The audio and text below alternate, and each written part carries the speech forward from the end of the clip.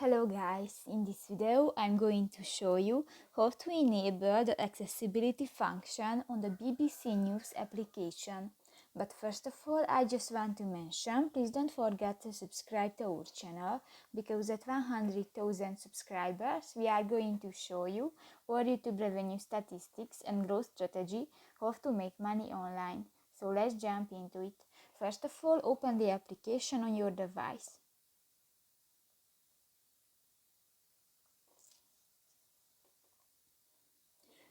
Tap to the three dots at the upper right corner of the screen and go to the first option, the settings. And in the general section, you can find the accessibility button and just click to the white square icon. And this function is enabled. So that's pretty much it for this video, guys. See you in the next one. Bye bye.